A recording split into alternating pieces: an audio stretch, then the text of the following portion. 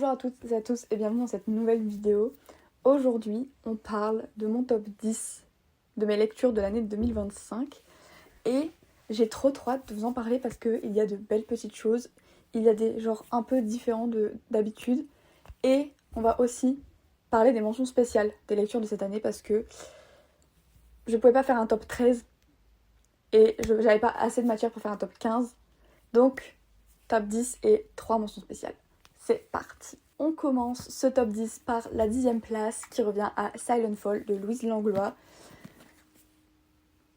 Que dire, c'était encore une fois l'une de mes plus belles lectures. Je l'ai lu 2 fois cette année, une fois en brochet et une fois en collector. Celui-là est sorti en mars de 2025 du coup, et le collector en octobre. Il est absolument magnifique, il est trop beau, je suis trop contente de l'avoir lu, d'avoir découvert l'histoire de Lexi, qui est l'un des personnages complexes de Endless Fall. Et je suis trop contente du coup d'avoir pu découvrir son histoire d'amour avec Holden, qui est techniquement son ami d'enfance.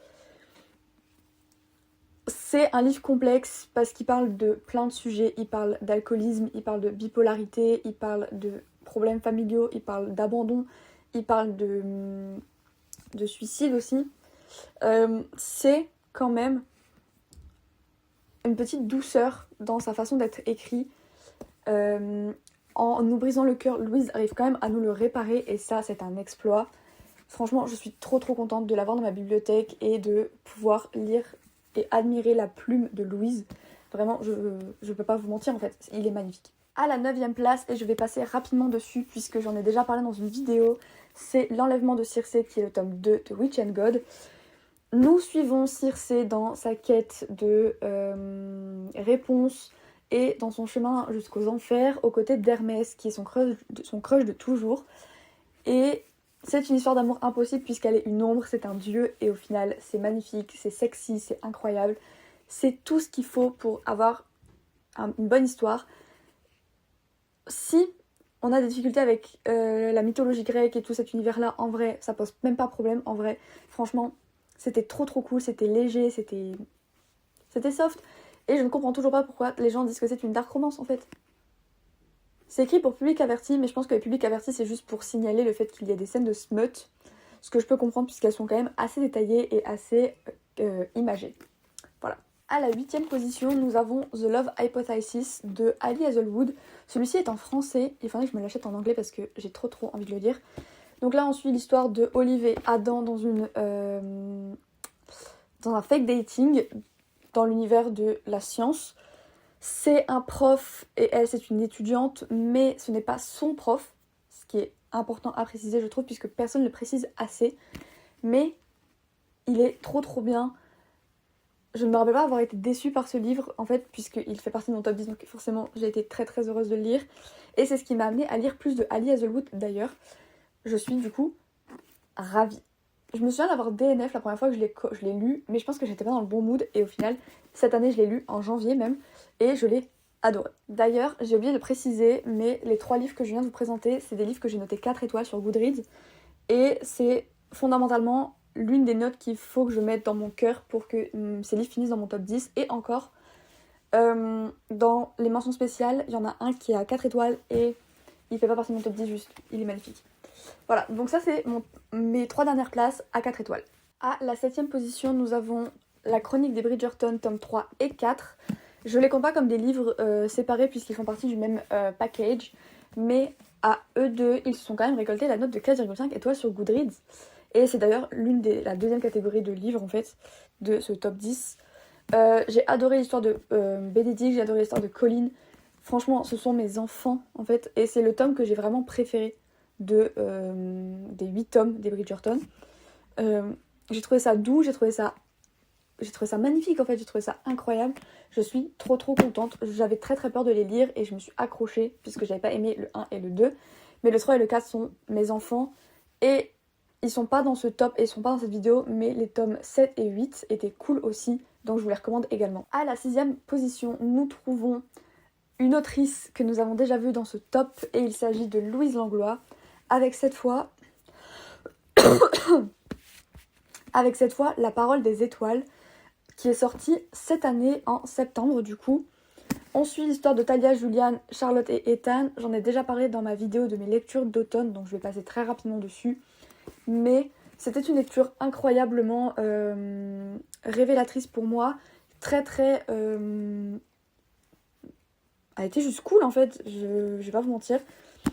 Je pensais pas aimer autant que les 2 autres livres de Louise, mais en fait... c'est typiquement le genre de livre que j'aime bien lire et qui m'aide à aussi y voir plus clair sur moi-même et sur ce que je ressens. Et c'est pour ça que Louise, tes livres feront toujours partie de mes top 10 en fait. Ça ne peut pas être autrement en fait. Il est magnifique, la couverture est magnifiquement belle. À la 5e place, nous avons l'arrivée d'une de mes autrices préférées françaises et j'ai nommé Madame Clara Hérault. J'attends à chaque fois ces livres avec impatience et à chaque fois je me dis qu'elle ne peut pas surpasser le précédent et en fait... c'est faux, elle peut les surpasser et c'est exactement ce qui s'est passé avec Le Tourbillon des possibles. J'ai lu Nos plus belles années à sa sortie. Quand elle a annoncé les coquillages, je m'étais dit... non, quand elle a annoncé l'effet boule de neige, je m'étais dit jamais de la vie ça dépasse Nos plus belles années. Effectivement, comme c'est pas la même exactement ambiance, lecture, tout ça, ça n'a pas vraiment dépassé, c'était même plutôt à égalité. Quand elle a annoncé les coquillages, je m'étais dit jamais de la vie ça dépasse, ça a dépassé. Et quand elle a annoncé Le Tourbillon, je me suis dit ça dépasse pas. Il a dépassé. C'est pas l'un de mes livres préférés de Clara, mais ça reste quand même une très très bonne lecture sur la vie d'après les études, ce qui nous manque beaucoup en littérature, je vais pas vous mentir. J'en suis pas encore à cette étape de ma vie, donc je pense qu'il a pas encore énormément résonné en moi de façon permanente, mais il a quand même résonné en moi alors que je suis genre, au début de mes études, du coup c'est ouf. Je n'imagine pas quand j'en aurai 25 et que je serai... enfin peut-être pas 25, mais ouais, quand j'aurai l'âge de Léonie. Mais voilà, il était magnifique, il est splendide, il est pas long. Et c'est ça qui est cool avec les livres de Clara, c'est que ils sont tous porteurs d'un message fort et comme ils sont pas longs, le message reste et il marque. À la 4e place et dans le dernier livre de la catégorie 4,5 étoiles sur Goodreads, nous avons Beach Read de Émilie Henry. J'en ai parlé dans la vidéo de la semaine dernière, il était splendide, c'est une histoire de deuil, c'est une histoire de reconstruction, c'est une histoire d'écrivain, c'est une histoire incroyable. Je me suis énormément reconnue dans le personnage féminin. Je vais passer très vite sur ce livre puisque j'en ai déjà parlé du coup dans la vidéo précédente. Donc on va pas faire ça très redondant. Mais je vous le recommande à 1000%.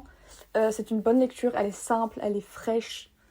Je l'ai lu en mai quand j'allais à la plage avec d'anciennes connaissances. C'était incroyable. Franchement, je ne peux que en dire du bien. Et c'est ça qui m'a motivée à lire plus de Émilie Henry puisque j'avais déjà lu Happy Place qui n'était pas forcément une très bonne lecture à mon sens, mais Beach Read a remonté le niveau et je suis très très contente. Nous entrons enfin dans le top 3 de cette vidéo. Ce top 3 il est magnifique, il est splendide. On a des pirates, on a du contemporain, on a des histoires d'amour, on a du français, on a de l'anglais, on a un peu de tout et c'est ce qui rend ce top 3 absolument radieux. Et on commence avec le premier qui est Book Lovers de Émilie Henry. Nous sommes sur mon top 3, très très bonne lecture, j'ai mis 5 étoiles sur Goodreads, je n'ai rien à dire. C'est une femme indépendante, c'est une femme forte, c'est une femme qui est considérée comme étant froide, sans âme, sans cœur, à cause de son passé, mais elle est magnifique. Le love interest, il est splendide, il est doux, il est là, il est présent, il est pas trop, il prend pas toute la place, il est là pour elle, il est pas là contre elle. C'est magnifique. En fait, Nora se sert à elle-même et Charlie est juste là pour pouf. Il est juste là pour rajouter un petit truc au tableau et c'est magnifique. C'est magnifique, c'est magnifique. Je n'ai rien à dire. À la 2e place, nous avons, et j'ai parlé de pirates, j'ai parlé de français. Je parle évidemment de la star, Marie Réplin et La carte des confins, le tome 1. Ça fait plusieurs temps que je l'avais dans ma palle et j'avais très très peur de le lire puisque je n'ai pas l'habitude de lire ce genre de livre. Et il s'avère que ça fait partie vraiment de mes meilleures lectures de l'année, puisqu'il est en top 2, comme vous pouvez le constater. Je vous jure que je ne m'attendais pas à réveiller quelque chose en moi, ça a réveillé la petite fille en moi. Je ne pensais pas ça possible. Et c'est exactement pour ce genre de livre que j'aime lire. Et ça m'a motivée en fait à lire le tome 2, à lire le tome 3 et à acheter ces autres livres. Et c'est trop bien. Marie, tu es une star, tu es géniale. Continue d'écrire parce que c'est magnifique. Tu réveilles mon petit enfant intérieur. Mon inner child, il est là grâce à toi et je ne peux que t'en remercier. C'est une histoire de pirates, c'est une histoire de voleuses qui doivent se lier pour arriver au trésor. C'est une histoire d'amour, c'est une histoire d'amitié, c'est une histoire de famille qui se construit sur les bases de l'amitié et je trouve ça absolument radieux. Lisez-le, il est magnifique. Et enfin, ce top ne serait pas complet si je n'ajoutais pas non plus l'une de mes autrices préférées françaises. J'en ai 4 des autrices préférées françaises, d'accord.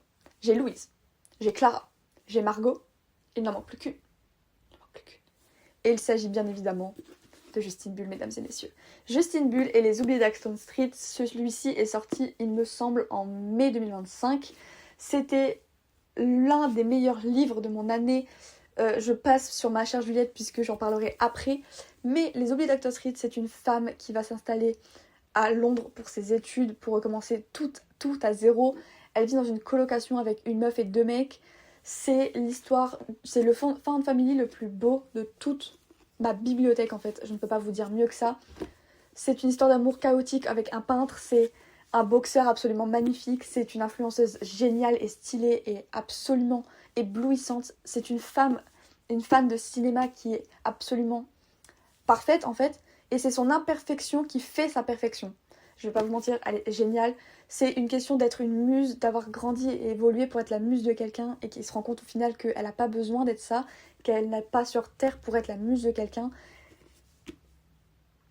Ce livre-là, je sais pas si vous pouvez le voir, mais il bring quelque chose en moi, je vous jure. Et il est beau. Il est beau. Et j'ai trop hâte parce que Justine fait vraiment partie de ces autrices dont j'achèterai tous les livres en fait. Même si c'est pas l'univers que je lis habituellement, j'achèterai tous ces livres en fait. Parce que à chaque fois c'est un bonbon. Et ce livre-là m'a permis de me rendre compte de plein de trucs et de me sentir comprise en fait. Et c'est ce genre de livre-là que j'aime le plus sur Terre finalement. Et évidemment cette vidéo ne pouvait pas être complète sans 3 livres que j'aurais aimé intégrer à mon top 10 mais qui n'étaient pas à mon sens assez exceptionnel entre guillemets, dans le sens où j'en ai déjà lu 2 avant 2025, donc je pouvais pas les mettre dans mes lectures préférées de 2025. Et il y en a un où j'aurais pu le mettre dans mon top 10 s'il n'y avait pas eu d'autres pépites avant, et ça me rend triste en fait. Et j'espère qu'en 2026, ces auteurs-là figureront dans mon top 10 en fait, parce que dans ma tête, ils font partie déjà de mes auteurs préférés alors que j'ai lu que 2 livres. 2. On va commencer, je vous spoil pas, on va commencer par ma chère Juliette du coup de Justine Bull. Je vous ai dit tout à l'heure que je vous en parlerai un peu plus en détail. Et ma chère Juliette, donc cette version-là, que j'ai lue cette année, puisque la version éditée, je l'ai lue l'année dernière, peu après sa sortie. J'ai acheté la version auto-éditée quand elle l'a sortie sur Amazon, si je dis pas de bêtises, à l'été 2023. Si je dis pas de bêtises. Été 2023, je l'ai acheté et je ne l'ai jamais lu. J'ai lu la version éditée quand il est sorti en été 2024, et je me suis dit qu'en 2025, il fallait absolument que je lise sa version auto-éditée. Évidemment, c'est toujours le même plaisir de retrouver la plume de Justine. C'est toujours un crève-cœur cette histoire parce qu'elle est absolument magnifique, absolument dévastatrice. Et en même temps, elle est tellement à l'image des personnages. Déjà, le personnage masculin s'appelle Roméo. Je pense que tout est dit en fait. Il s'adresse à son journal intime qui s'appelle Ma chère Juliette, dont le personnage techniquement phare du journal intime c'est Juliette. C'est une fille qui s'appelle Alexandra qui trouve son journal intime, qui le lit, qui tombe amoureuse de lui au fil des pages. Elle le rencontre et lui il sait pas qui elle est, mais elle sait qui il est. Et oui, je connais le pitch par cœur. Oui. Mais c'est fun, c'est doux, c'est cool.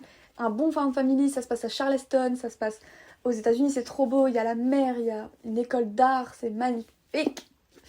C'est un crève-cœur toujours, mais un crève-cœur qui le répare quand même après. Et voilà, puis matez-moi cette couverture en fait. Quel plaisir pour les yeux en fait. Voilà, il est parfait. Parfait. Pareil, un autre livre que j'ai relu cette année et dont j'ai déjà parlé dans une précédente vidéo, c'est le roman graphique de L'effet boule de neige de Clara Hero, ma star finalement. Il fallait que j'en parle dans cette vidéo, encore plus que dans l'autre pré-vidéo. Même si je pense que ça va être plus compliqué de faire plus que ça. Mais ici nous avons de magnifiques dessins. On a une couverture qui est parfaite, on a une adaptation qui est géniale et absolument inédite et magnifique. Je ne peux pas dire mieux que lisez le collector, enfin lisez l'adaptation en roman graphique si vous voulez pas lire le brochet, mais lisez quand même le brochet parce qu'il y a plein de trucs, il y a plein de petits détails qu'on n'a pas là-dedans. Et je trouve ça incroyable en fait que Clara ait réussi à arriver à ce point-là Et je suis beaucoup trop fière de ça en fait. Et l'effet boule de neige. Pardon, mais je suis amoureuse en fait. Je suis amoureuse d'Alex, je suis amoureuse de Roxy, je suis amoureuse de leur relation. Je n'ai jamais vu un green flag aussi green flag, d'accord? Il est tellement green flag que même le drapeau green flag n'est pas assez green. J'abuse à peine, je vous jure. Mais il est beau, il est magnifique, il est doux. Je l'ai lu trop vite, ça me fout la haine, mais il faut ce qu'il faut dans la vie et c'est ce que je méritais et c'est ce que ce livre méritait. Et pour conclure cette vidéo, je vous en ai parlé. Ce sont des auteurs que j'aimerais avoir et pouvoir compter dans mon top 10 de mes lectures préférées de l'année. Il s'agit bien évidemment de Age Twice avec La passeuse de mots.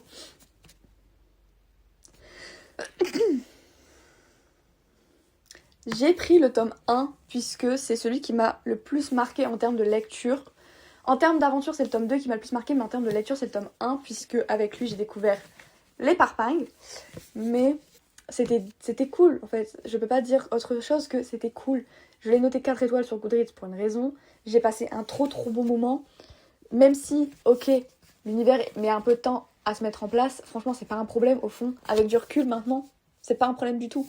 Je les aime en fait. Pour 2026, j'ai prévu de lire le tome 3 et le tome 4 de La passeuse de mots. J'ai prévu de lire Jusqu'au plus profond des astres.